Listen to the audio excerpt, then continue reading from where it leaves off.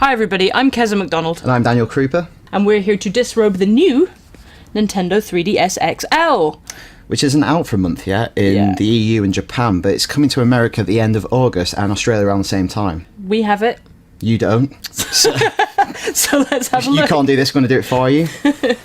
So obviously box, it's a box. It's got a quite nice matte finish to it. Matte finish box. One thing to point out before we even open it. It's quite small. There's no AC adapter in here at all. Well, I've got like 12 DS adapters lingering around my house anyway, but... It's just admitting its exploitation, isn't it? It's like, you'll already have one. Anyway, let's slip this baby out here. So, manuals. You'll notice, by the way, Americans, we have about 10 times the thickness of manual that we do, because this is in like 11 languages. It's got AR cards in there. Can you check if the AR cards are different? And this obviously is just a bit of cardboard containing the actual 3DS XL. Now this is the silver and black model. In Europe we're getting two other colours as well. We are indeed, Keza. We're getting blue and we're also getting red. This is the colour that's going to be available in the US as well. So here we are, Nintendo 3DS XL. It's quite big. It's quite big. It's quite big, it's got nice rounded edges. Japan get a white only model, which is completely white. We've got the 3D cameras on the front, so two cameras so it can take 3D pictures. And on the inside, there we go. Look at that. That screen's actually quite a lot bigger, isn't it? I know they said 90% bigger, but I was skeptical. Everything's in the same place. We've got the same buttons, the same D-pad. The D-pad feels clicky. Clicky. Clicky like Which is what I look for in a D-pad. It's what you look for in D-pad, so it's not a soft D-pad. This is... Circle pad just feels the same.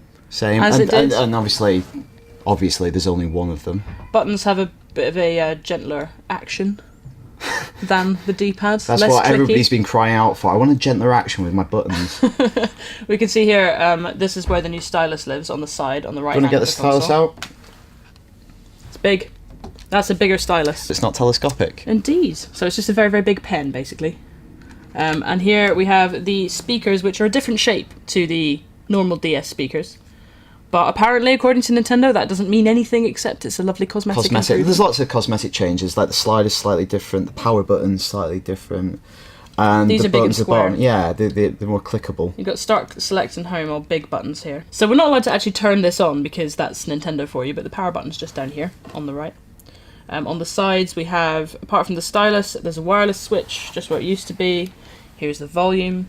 It's quite nice, isn't it? Yeah, I think the build quality is it's a lot nicer, and the screens are the most sort of conspicuous feature. They're over an inch bigger each one, but it's supposed to be heavier, but it's not too bad. It doesn't feel too much heavier. It's kind of, with small electronic devices, I think sometimes weight's a good thing. It makes them feel a bit more substantial. We do have a direct comparison here, the original 3DS.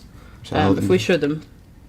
So you can see it's about an inch bigger, so when it's opened up, it's like 2 inches bigger when open. The width's fairly similar, just a little bit bigger, and then in terms of thickness, the XL's about 1 millimeter fatter. It's fairly negligible, but it's got a slicker design. It hasn't got the weird kind of layered wedding cake design that the 3DS has. Also, this is a nice matte finish on the top, which means it doesn't take your fingerprints nearly as readily as the previous 3DSs did. Readily. See what I did there. It's good.